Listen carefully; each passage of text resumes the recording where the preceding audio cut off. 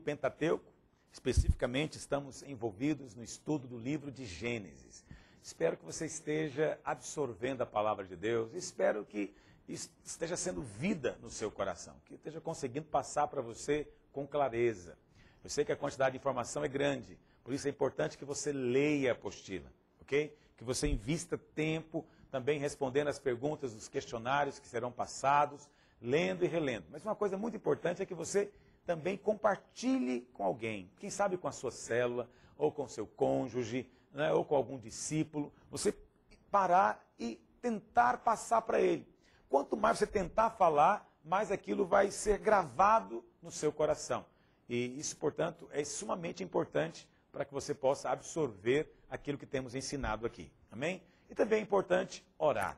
Orar a palavra de Deus. E orar pedindo entendimento, sabedoria, revelação do céu. Vamos ficar de pé e vamos orar uns pelos outros, amém? Passe a mão aí no ombro do irmão, do colega que está do seu lado. Vamos orar para que o Senhor nos conceda a todos espírito de sabedoria, no pleno conhecimento da sua palavra.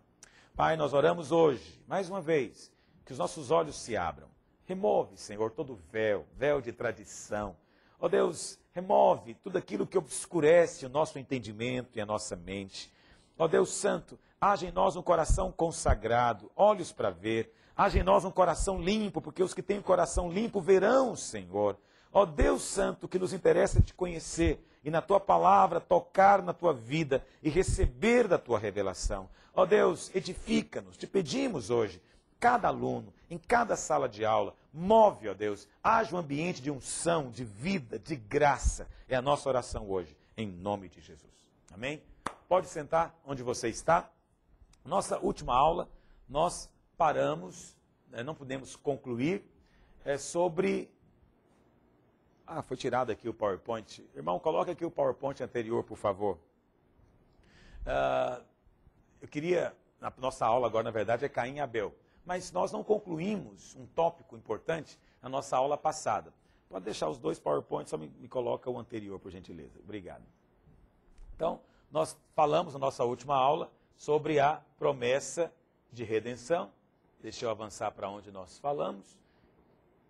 E nós paramos aqui nesse ponto, quando nós falamos que o Senhor colocou restrições ao homem. O homem e a mulher não foram amaldiçoados, como foi a terra e a serpente, mas foram restringidos. O alvo de Deus, portanto, era restringir o pecado. Ok?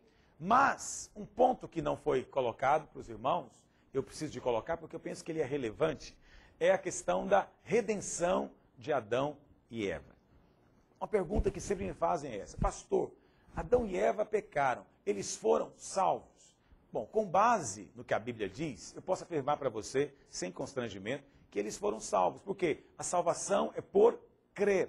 Em todas as épocas, as pessoas são salvas por crer. Existe um entendimento equivocado de que a salvação é por obras, mas não é. Então, imagine uma linha do tempo. Aqui, o tempo, e aqui dividindo a história, nós temos a cruz de Cristo. Aqueles que viveram antes de Cristo, portanto, AC, eles foram salvos como? Do mesmo jeito que aqueles que vivem depois de Cristo, DC. Aqueles que estavam aqui antes de Cristo, eles foram salvos como? Porque eles olhavam para a cruz. Eles criam que o Messias viria, independente da época. Tudo que eles faziam era aguardando, crendo que o Messias viria. Era no futuro. Hoje, como é que o homem é salvo? O homem é salvo do mesmo jeito, porque ele olha para a cruz. Eles creem que Jesus já veio. Então, porque Jesus veio, nós já temos salvação. Mas presta atenção, quem cria que ele viria, também já estava sendo salvo. Estava sendo salvo porque a salvação já havia sido prometida. Sendo Deus fiel, é certo que ela aconteceria. Ok? Mas tem alguns elementos aqui importantes que eu quero colocar para você. Então, a primeira coisa que o texto fala é que o esforço humano para a salvação é vão. Então, a redenção de Adão e Eva é um símbolo. Mas qual foi o primeiro aspecto? Eles tentaram cobrir o pecado com obras. Que obras? As folhas de figueira. Mas a única maneira de cobrir o pecado é através do sangue. Hebreus 9:22 diz, com efeito, quase todas as coisas, segundo a lei, se purificam com sangue. E sem derramamento de sangue, não há remissão de pecado. Segunda coisa, para haver a redenção, a salvação, é necessário a fé. Então, crer é o primeiro passo para a salvação. E Adão, depois de ouvir todas aquelas restrições que foram impostas por causa do pecado, e tudo que iria acontecer a partir de então, ele creu. Ele creu que não ia morrer, porque Deus disse, se comer, morre. Mas, presta atenção, o Senhor, depois que falou que a mulher ia gerar um filho, e que esse filho iria pisar na cabeça da serpente, Adão, o que Adão entendeu? Adão não sabia que ia passar milhares de anos. Adão pensou, minha mulher vai ter um filho. Ora, se ela vai ter um filho, então ela não vai morrer. E se esse filho vai esmagar a cabeça da serpente, então eu vou ser vindicado. A vingança de Deus vai vir. Adão tinha medo de ser morto. Mas como a sua mulher ia ter um filho, então Deus estava dizendo que eles iam viver. Por isso que Adão colocou o nome na sua mulher de vivente. Olha o que diz. Verso 20. E deu o homem o nome de Eva à sua mulher, por ser a mãe de todos os seres humanos. Eva significa vida. Eva significa vivente. Demonstrou que Adão creu na promessa de Deus. Ele creu, ele disse, Eva, você vai viver e você vai ter o filho. E esse filho vai cumprir a promessa de Deus. Então Adão creu. E todo aquele que crê na promessa do Messias, então ele é salvo. Ok? Então nesse sentido podemos dizer. Agora, nós temos também aqui, em forma de semente, os dois princípios fundamentais da cruz que nos concedem a salvação. O primeiro deles é vamos falar na verdade os dois, né? A obra e o poder da cruz. São os dois princípios.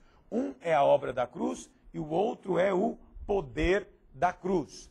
Então, Adão e Eva, eles agora haviam pecado. Estavam no pecado, eram pecaminosos, mas e necessitavam de redenção. Quando Adão creu, dando o nome para sua esposa de Eva, a Bíblia fala agora que o próprio Deus fez roupas para eles. Então agora eles foram cobertos, mas foi Deus quem o cobriu. Olha o que diz. Verso 21. Fez o Senhor Deus vestimenta de peles para Adão e sua mulher e os vestiu. Deus fez vestimentas de peles e vestiu o homem. Então, aqui nós temos a primeira menção de Cristo. Por isso que Paulo fala que o Senhor Jesus morreu desde a fundação do mundo. Por quê? Aqui nós temos a primeira morte acontecendo. A morte não havia entrado na terra. A morte entrou com o pecado. No dia em que Adão e Eva comeram, a morte entrou. Deus disse que eles iriam morrer, inclusive iriam voltar para o pó. Mas não haviam morrido ainda. Quem foi o primeiro a morrer? O primeiro a morrer foi o cordeiro. O texto aqui não diz que animal era. Mas eu creio que era um cordeiro, porque Deus queria pegar a lã para fazer roupa, a pele para fazer roupa. E eu creio que era um cordeiro porque tinha que apontar para Jesus, que é o cordeiro de Deus que tira o pecado do mundo. Então, presta atenção, o homem e a mulher haviam se tornado pecaminosos. Mas Deus prometeu que viria o descendente. Adão creu que teria o filho, deu o nome para sua mulher de vida, sinal de fé. Mas logo em seguida Deus vem então e mata o animal para que Adão e Eva pudessem ser vestidos. Eu falei para você que as vestes nos falam de justiça diante de Deus. Então, quando Deus fez aquela veste, significa que agora Adão e Eva eram aceitáveis diante dele. Por causa de quê? Por causa daquela roupa. Porque lá em Gálatas 3:27, não sei se eu coloquei esse versículo aqui, não coloquei, diz que todos quantos fostes batizados em Cristo, de Cristo vos revestiste. Então, Deus teve que matar um animal. Eu creio que era um cordeiro, para cobrir o homem e a mulher. Assim, quando agora Deus olhava para Adão e Eva, Deus não via mais Adão, mas Deus via a pele do animal sobre Adão. Assim também acontece conosco. Porque nós estamos vestidos de Cristo, revestidos dele, quando Deus olha para nós, Deus não nos vê, mas Deus vê Cristo em nós. E porque ele vê Cristo em nós, nós agora somos aceitáveis diante dele. Isso é uma coisa fantástica. Então, a obra e o poder da cruz também tem uma outra maneira de se falar. Vamos estudar isso com mais detalhes quando nós estudarmos Romanos. Então, a obra da cruz também é chamada de obra de substituição. Ok? Substituição. Então, os dois aspectos da cruz são substituição e inclusão. A obra da cruz é a substituição. Então, para que Adão pudesse ser vestido, um animal teve que ser morto. Isso significa o quê? Adão e Eva deveriam morrer, mas agora um animal morreu no lugar. Nós chamamos isso de quê? Substituição. Eu tinha que morrer, mas alguém morreu no meu lugar. Nós tínhamos que sofrer condenação por causa do pecado, mas Jesus nos substituiu na cruz e sofreu a ira de Deus no nosso lugar. Ok? No nosso lugar. Então, lá em Apocalipse, eu falei Paulo, mas na verdade é Apocalipse, né?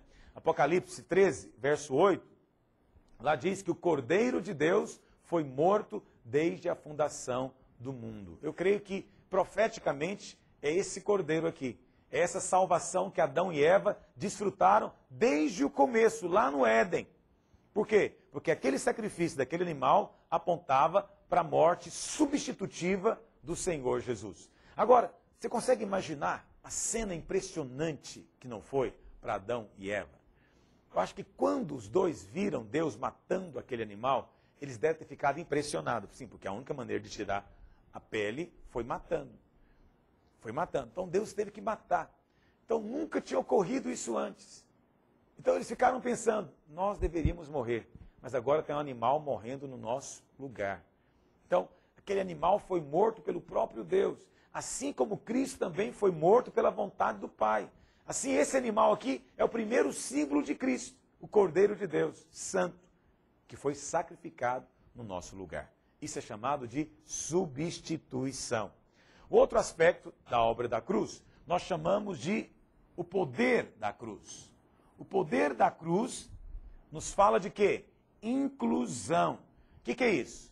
Substituição significa que ele morreu no meu lugar. Mas inclusão significa que ele morreu para que eu também pudesse morrer nele. Ele morreu e eu morri também a sua morte. Como que a inclusão está aqui representada em Gênesis? Quando Deus vestiu Adão e Eva. Naquela hora em que eles se vestiram daquela pele, eles passaram a se identificar com aquele animal morto.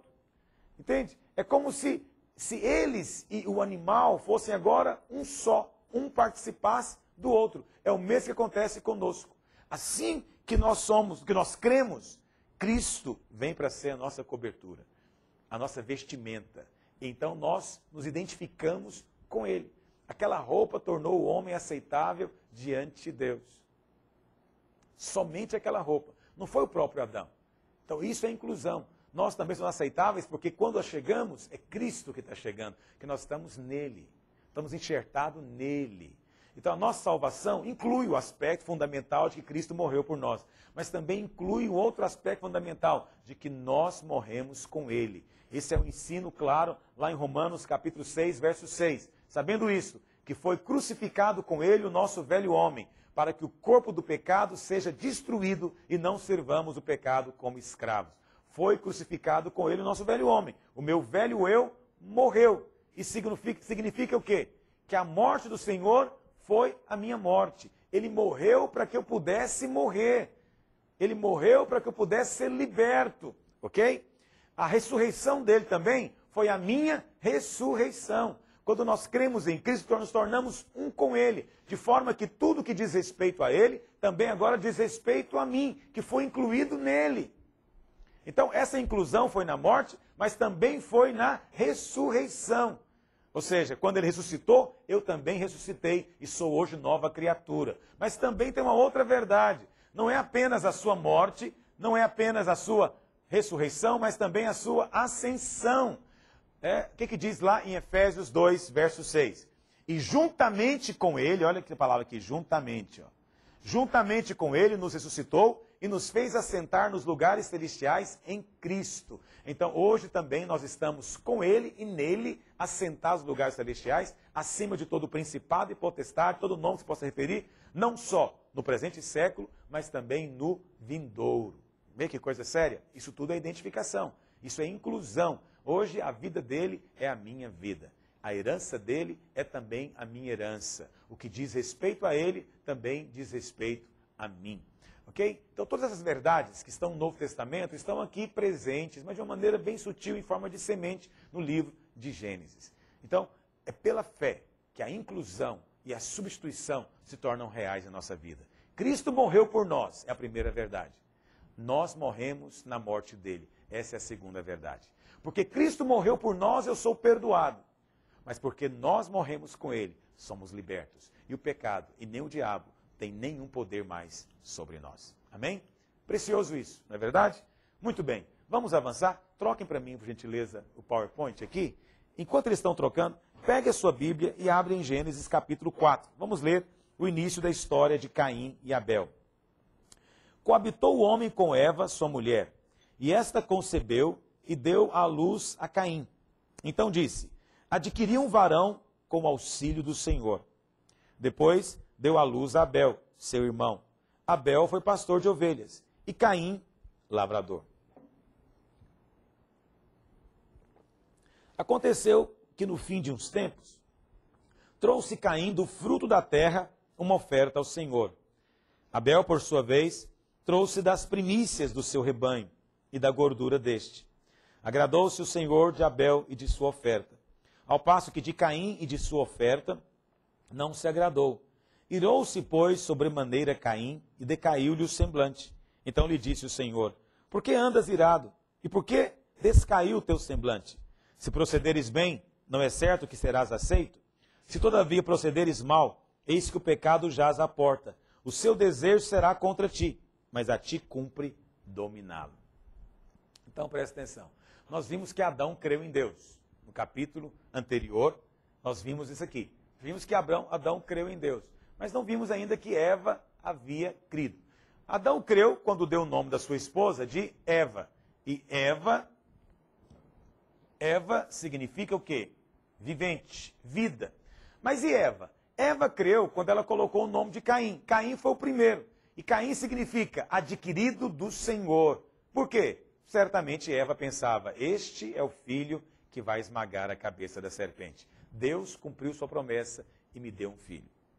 Bom, os nomes na Bíblia têm significado. Não imaginavam que ia demorar milênios, né?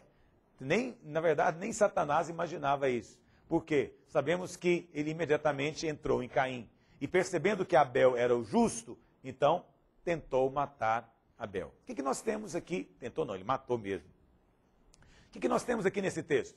Dois tipos de homens, dois tipos de vida.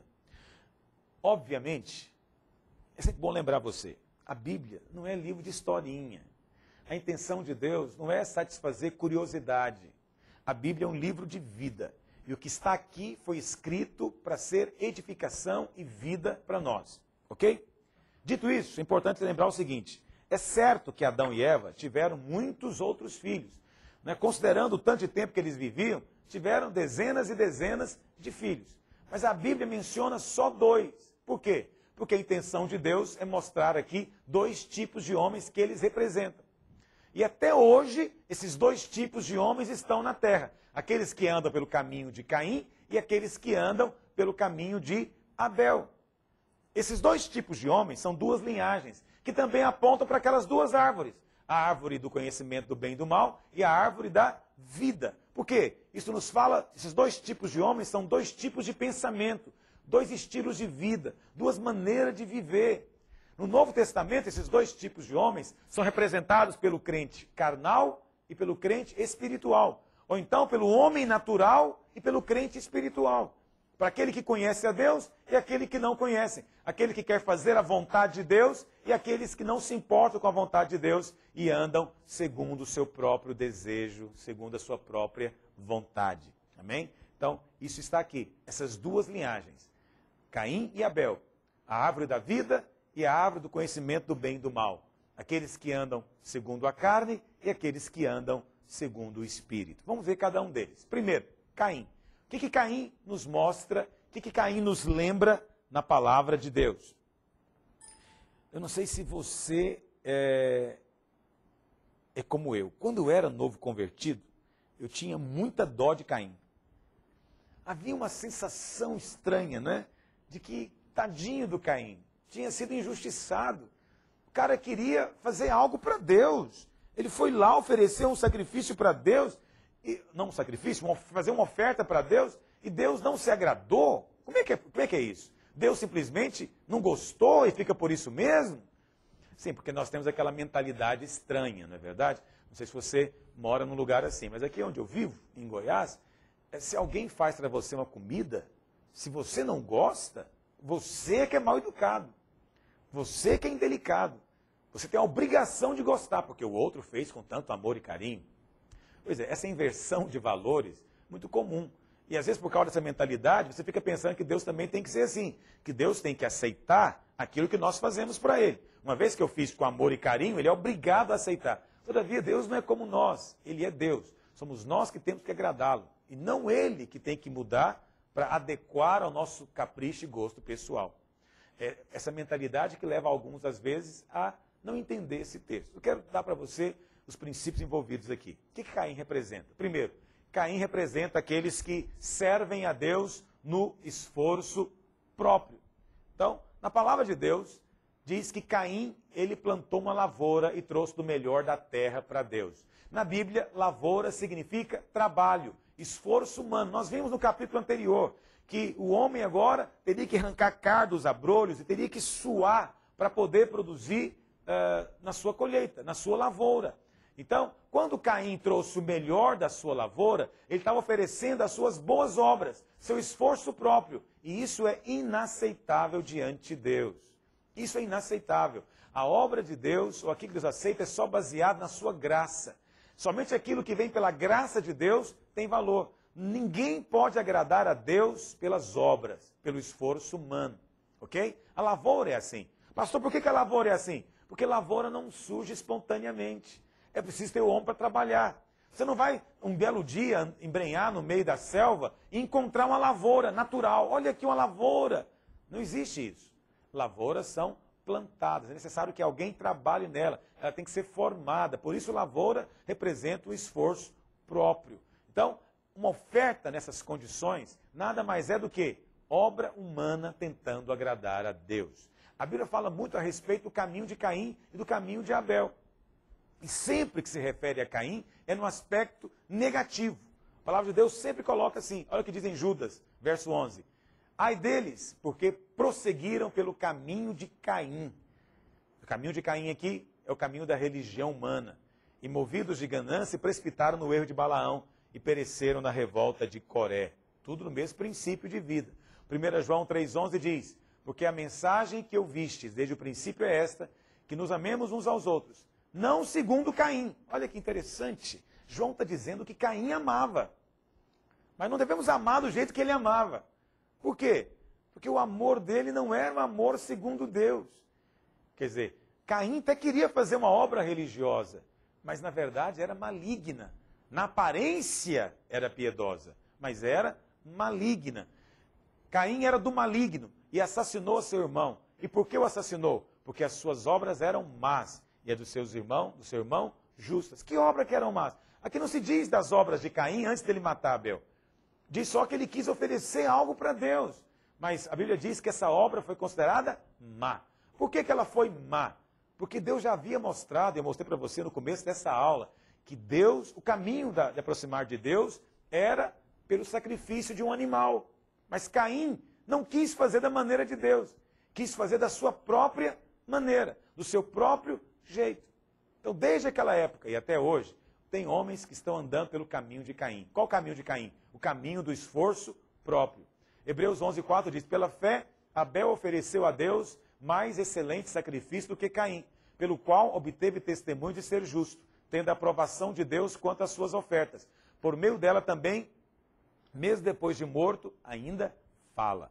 Então, a oferta de Caim nos fala de esforço humano. Segunda coisa, a oferta de Caim nos fala também de adorar a Deus de acordo com o conceito próprio. Quando Caim ofereceu do fruto da terra, ele estava oferecendo algo para Deus que não envolvia sangue. estava fazendo algo para Deus sem o sangue. Lembra disso? Quando Deus matou o animal para cobrir Adão e Eva, Deus estava ensinando o princípio da substituição. Adão e Eva aprenderam, perceberam que eram pecadores e que, na verdade, eles deveriam morrer, mas um outro deveria morrer no lugar deles. Então, só haveria redenção se houvesse derramamento de sangue. Isso é que Hebreus 9, 22 nos diz, já lemos aqui, vamos ler de novo. Com efeito, quase todas as coisas, segundo a lei, se purificam com sangue. E sem derramamento de sangue, lembra disso, sem derramamento de sangue não há remissão de pecado, não há perdão. Quando Caim ofereceu o fruto da terra, ele estava oferecendo algo que não envolvia sangue. Ou seja, estava crendo que não precisava de remissão. Não, eu sou bom o suficiente. O que eu faço é bom o suficiente. Eu não preciso que ninguém morra por mim, porque eu sou bom. É isso que ele estava dizendo. Rejeitou o caminho da redenção de Deus. Rejeitou, por quê? Porque se achava justo, segundo o seu próprio conceito. Não dá para servir a Deus sem confiar na sua graça. Ninguém pode se assumir justo diante de Deus, até porque não é. A nossa justiça é somente aquela que procede de fé. Nós lemos aqui lá em Hebreus 11 que Abel foi considerado justo. Por quê? Porque ele era melhor? Não, porque ele ofereceu o sacrifício correto. Aquilo que era aceitável diante de Deus, assumindo, sou pecador e preciso da sua graça. Mas Caim inventou a religião. A religião foi inventada aqui, logo no começo. Religião é o homem tentando subir ao céu por uma escada que ele mesmo quer construir, por uma torre que ele mesmo quer levantar. É o homem, segundo o seu conceito natural do que é certo, do que é errado, tentando agradar a Deus, ignorando, sem ligar para aquilo que de fato é a vontade de Deus. Então, em todas as religiões, você pode distinguir essa questão.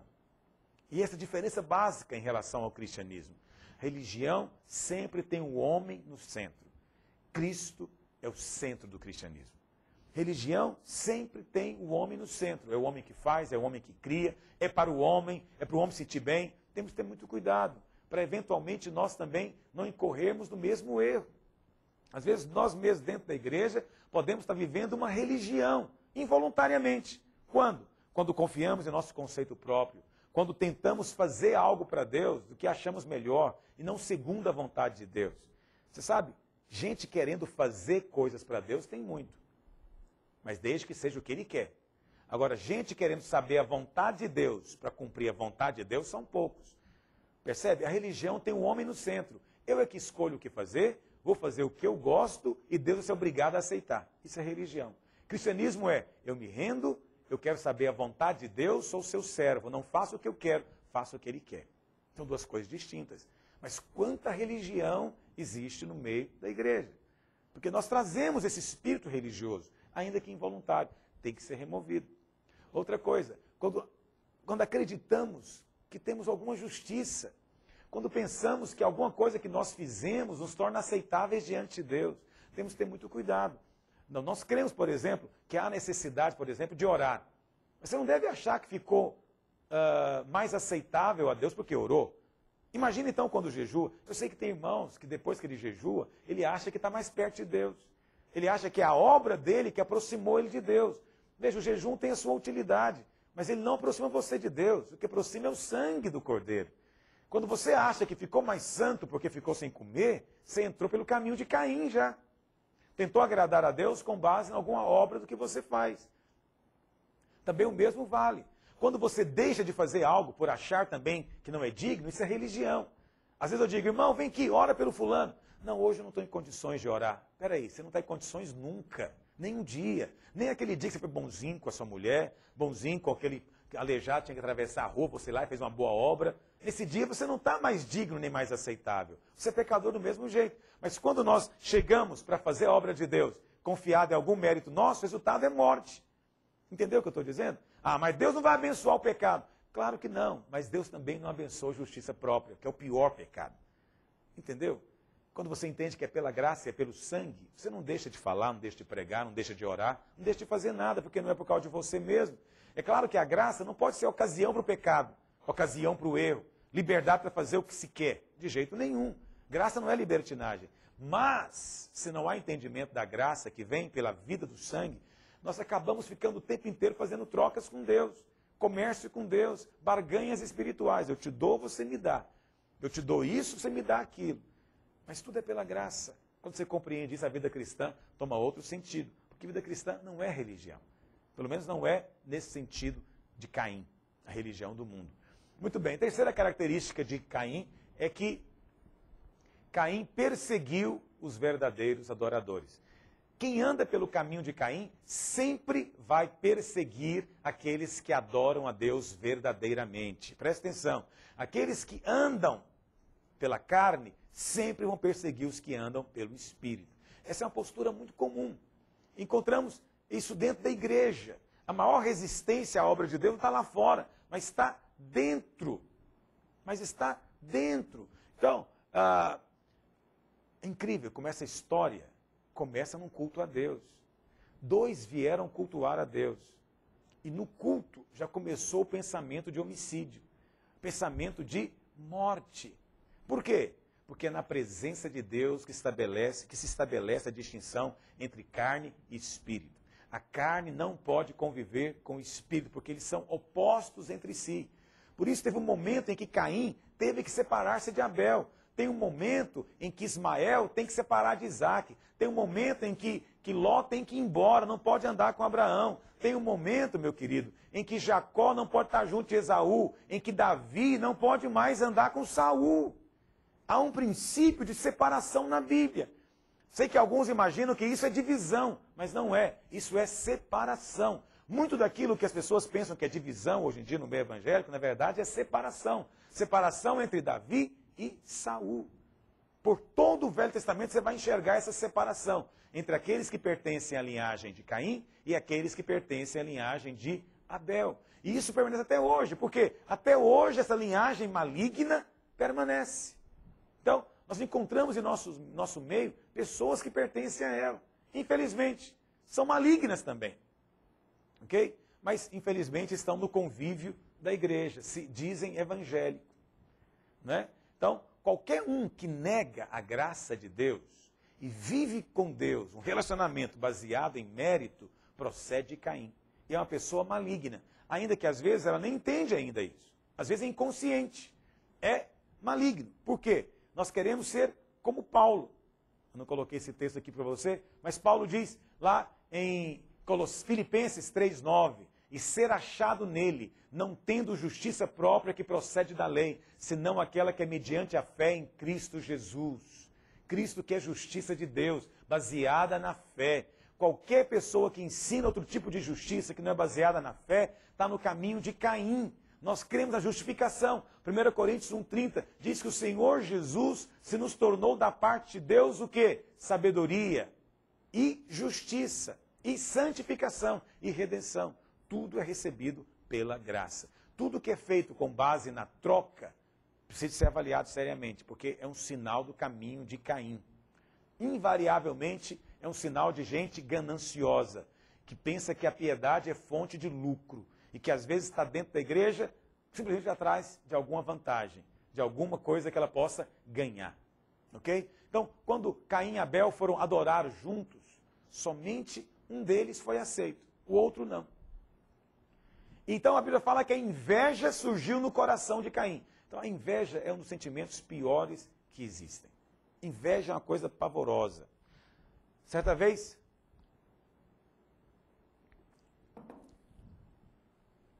perguntaram para um homem de Deus o que é inveja. Ele falou, olha, inveja é o seguinte. Deus chegou para um homem e falou para ele, olha, eu vou dar para você o que você quiser, pode pedir. Só tem uma condição.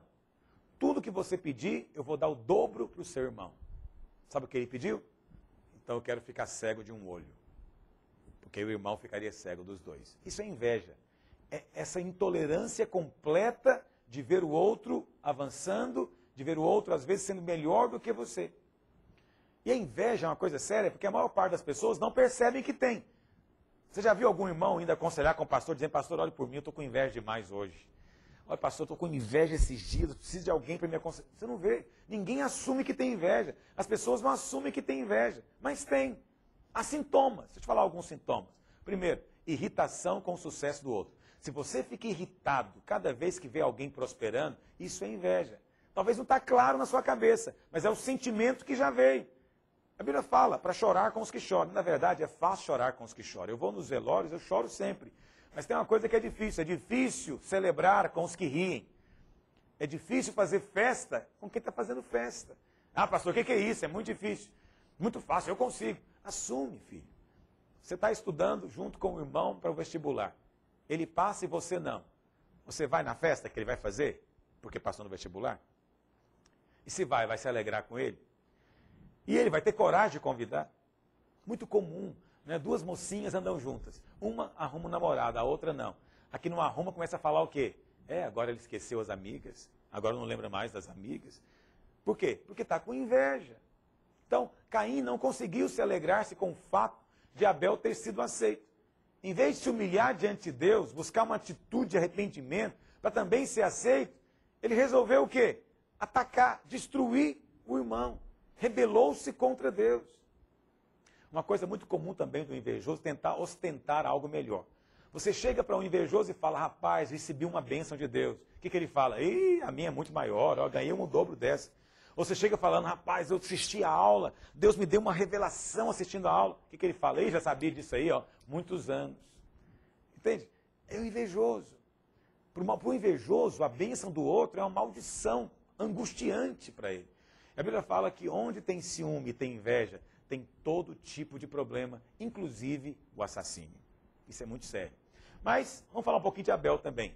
O que Abel nos mostra? O que Abel nos simboliza? Primeiro, servir a Deus no descanso. A Bíblia fala que Abel era pastor de ovelhas. Ser pastor de ovelhas é uma tarefa relativamente simples. Por quê? A lavoura você tem que cultivar, arrancar espinho, praga, é algo cansativo. Mas a maior parte do tempo o pastor fica só olhando para a ovelha, vigiando. Ele não faz ela reproduzir, não faz ela crescer, ele apenas guarda, apenas vigia, observa. Isso nos fala de um trabalho bem contemplativo.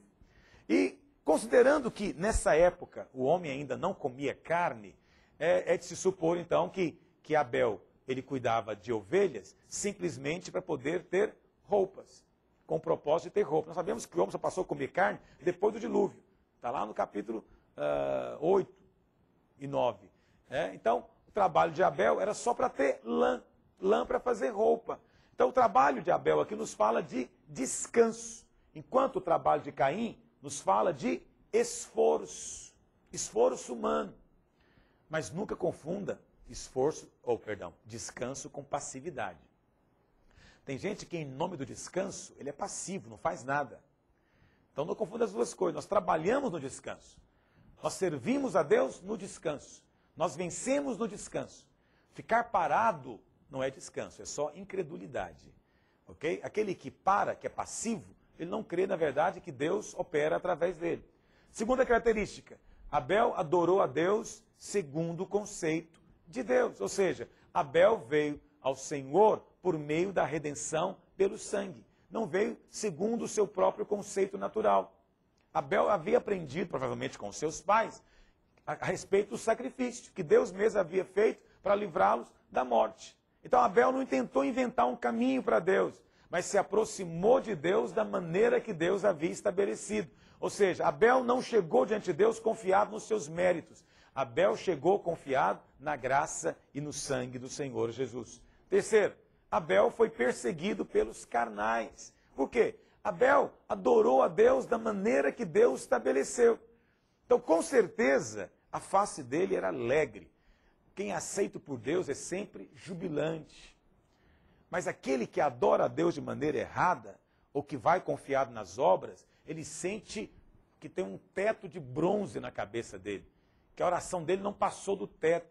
Ele fica indignado que ele está no culto e não está sentindo nada. O irmãozinho do lado está aqui tremendo e sentindo. E ele fala, hipócrita, estou sentindo nada nessa reunião e esse cara está aqui tremendo e chorando. É verdade, querido, é como Jesus no meio da multidão. Todo mundo encostava nele, mas a virtude só saiu para a mulher hemorrágica. No culto, muita gente ergue as mãos, mas quem toca o céu? Só aqueles que adoram segundo o caminho de Abel. Ou seja, daqueles que confiam na graça e andam pelo sangue do Senhor Jesus. E também essa história me lembra muito aquela história lá de João, capítulo 12, quando Maria foi adorar a Jesus. E ela então comprou um perfume caríssimo, que custou mais ou menos 1 ano de trabalho. 1 ano, pensa bem nisso. 300 denários. 1 denário é o salário de um dia de trabalhador. Custou muito caro. E ela veio e despejou em cima de Jesus. Quem ficou incomodado? Judas. O aroma da adoração incomoda os do caminho de Caim. Judas falou, por que não deu isso para os pobres? Vê, quem quer fazer obras sempre está querendo dar algo para os pobres. Dar algo para os pobres é importante, essas obras são necessárias. Mas aqueles que querem chegar diante de Deus pelo esforço próprio, sempre querem usar o pobre como trampolim. Ainda bem que tem esse pobre, que é a maneira de eu ser salvo. Fico pensando no dia que não tiver pobre, como é que ele vai ser salvo? Não é verdade? Porque não vai ter ninguém para ele fazer essa obra. Judas ficou incomodado porque andava pelo caminho de Caim. Até hoje é assim. Tem gente que fica incomodado com a adoração e persegue aqueles que adoram a Deus. Mas aquele que é cheio do Senhor, da alegria do Senhor, ele sempre vai, de fato, atrair uma antipatia. E a quarta coisa é que Abel foi um tipo de Cristo. Lembra que eu falei para você o que é um tipo? Um tipo é uma figura, uma ilustração, uma fotografia. Então tem muitas características. Abel era pastor de ovelhas, o Senhor Jesus também foi o verdadeiro pastor do rebanho de Deus. Tanto o Senhor Jesus como Abel foram chamados de justo. Abel foi morto por seus irmãos na carne, Jesus também foi morto pelos seus irmãos na carne, os judeus. E ambos foram mortos por inveja. Você sabe, os fariseus também tinham inveja de Jesus, por isso o mataram. Tanto o sangue de Abel quanto o sangue de Jesus falam coisas. Lá em Hebreus, no capítulo 12, diz que o sangue de Abel fala até agora. O que o sangue de Abel fala?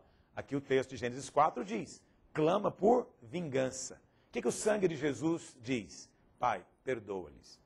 Então, o sangue de Jesus clama coisas ainda muito mais superiores do que clama o sangue do próprio Abel. Clamar por vingança não é pecado, mas clamar por perdão ao outro é superior. É correto, porque na verdade o único que poderia ser o vingador é o Senhor.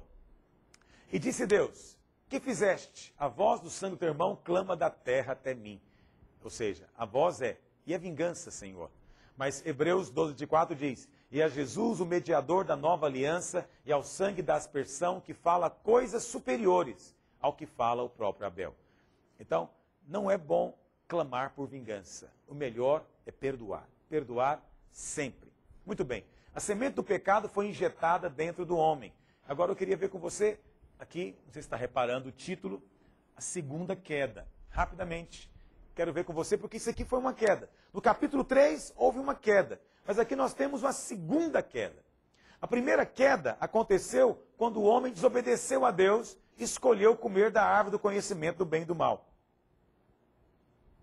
Então, quando ele resolveu pecar, quando ele foi enganado pela serpente, a semente, o veneno da serpente, entrou nele. E o homem, então, ficou separado de Deus. Por quê? Porque morreu para Deus. E a morte é separação. Mas a segunda queda, que está aqui no capítulo 4, ela foi muito mais grave. Porque nessa queda aqui não houve só desobediência, mas teve também mentira e homicídio. Que coisa? Vamos ver cada um desses elementos. Então, primeira coisa, a segunda queda do homem veio primeiro, por meio da mentira. A primeira mentira não foi proferida de um homem para outro homem. Mas a primeira mentira foi proferida ao próprio Deus. Foi Caim que mentiu para Deus. Quando Deus perguntou para ele, onde está o seu irmão? Ele falou, não sei. Não sei. Como é que eu não sei? Se ele próprio é que tinha matado. Como é que ele poderia dizer que não sabia? Eu falei para você que essa história começa no culto. Caim, supostamente, queria cultuar a Deus. Mas Caim não tinha disposição de ser verdadeiro diante de Deus. Mesmo tendo caído, porque o homem é sujeito ao pecado e poderia ter tropeçado mesmo aqui terrivelmente. Mas Caim poderia ter arrependido, poderia ter dito, Senhor, o que eu fiz não tem qualificação, matei meu irmão. Ele não respondeu a pergunta de Deus. Lembra, eu falei para você? Sempre que Deus faz uma pergunta, é uma ocasião de arrependimento. Caim, onde é que está o seu irmão? Em outras palavras, arrepende, rapaz, estou vendo. Mas Caim não tinha disposição de ser verdadeiro diante de Deus. Então nós também hoje, quando vamos cultuar ao Senhor, não devemos preocupar tanto com a postura exterior, mas se o nosso coração é sincero com Ele, sincero diante dEle. Quando o coração não é sincero, quando não há verdade no coração, não há transparência, o resultado é morte. Aquela mentira apenas comprovou que a natureza do maligno estava dentro do homem. Segunda coisa, a segunda queda veio por meio da inveja e do ciúme. Já falei para você sobre a inveja, né? A inveja está na origem do pecado. Eu sei que os teólogos ensinam que o primeiro pecado foi o pecado de Lúcifer, que foi o orgulho. Eu creio que isso é verdade também, mas eu acho que o primeiro pecado, isso é uma opinião minha, foi a inveja. Lá em Isaías, no capítulo 12, verso 14, diz o seguinte, Satanás dizendo, subirei acima das mais altas nuvens e serei o quê? Semelhante ao Altíssimo. O que Satanás mais queria? Era ser semelhante a Deus. É isso que ele queria. Um dia ele olhou para Deus e falou, por que Deus é Deus sozinho? Por que só Ele é tão maravilhoso? Eu também quero ser como Ele. Eu também quero ser Deus. Quis ser semelhante ao Altíssimo. Isso foi o pecado, a inveja. E muita gente pergunta hoje, novo convertido pergunta sempre isso, né? Pastor, por que o diabo tem raiva de mim? Eu não fiz nada para ele. Eu não fiz nada, o diabo está me atacando. Então presta atenção, vou dizer para você. O diabo odeia você porque você é tudo que ele quis ser e jamais vai ser. Você é imagem e semelhança de Deus. Você é semelhante ao Altíssimo. O diabo quis ser semelhante ao Altíssimo. Nunca vai ser. Mas você já foi criado assim. E você foi regenerado para ser assim. Eu fico imaginando no dia em que a Bíblia fala que o diabo anda pela terra rodeando e passeando por ela. Teve um dia que Satanás olhou, viu um jardim, e no meio do jardim um homem andando. Ele olhou e pensou, puxa, é muito parecido com Deus. É Deus? Não, não é. Chegou perto, é o homem. Ele falou, não é Deus, mas é semelhante ao Altíssimo. Tudo que eu queria ser. Naquele dia ele se mordeu de raiva e de inveja. Então a inveja foi que levou Satanás a atacar o homem, para que o homem pudesse cair. A inveja faz isso. Foi isso também que levou Caim a matar Abel. Abel foi aceito, tinha imagem. Caim não tinha. Caim não tinha. Então, essa inveja está na raiz de tudo. Está na raiz de tudo. Então, na concepção de Caim, ele foi rejeitado. Mas na concepção de Deus, foi misericórdia, generosidade. Por quê? Porque Caim deveria ter sido até morto por causa do seu pecado. Não é? É vida por vida. Então, Caim matou Abel por causa da sua inveja. Deveria ser morto, mas Deus manifestou misericórdia com ele. Segunda coisa, o resultado da segunda queda. Primeiro, maldição sobre a terra. Olha o que diz. Eis agora, pois, maldito por sobre a terra. Presta atenção. A maldição sobre a terra aqui, presta atenção. Na primeira queda, a terra foi amaldiçoada. E passou a produzir cardos e abrolhos. Mas agora o Senhor diz que o homem vai lavrar a semente, ela vai mirrar no solo. Olha o que diz, verso 12. Quando lavrares o solo, não te dará ele a sua força.